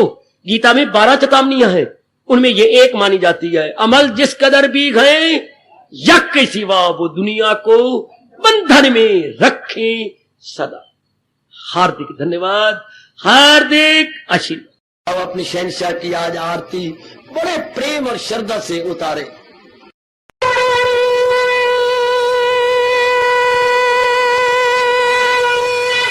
ओम जय जगदीश जय हरे स्वामी जय दीना लात हरे भगत दास जनों के अवगुण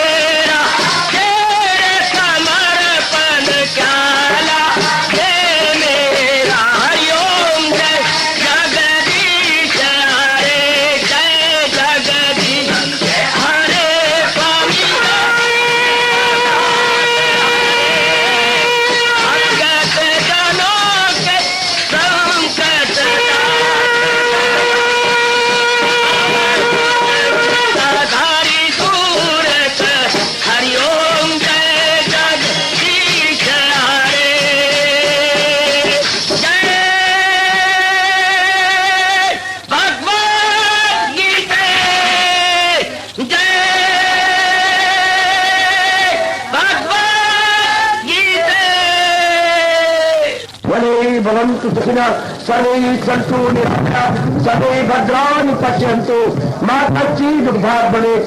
हरि ओम शांति शांति शांति। ओम प्रभु इसलिए भगवान कृष्ण की जगत गुरु भगवान कृष्ण महाराज की सप्ताह में सफल करना इसलिए हार्दिक धन्यवाद।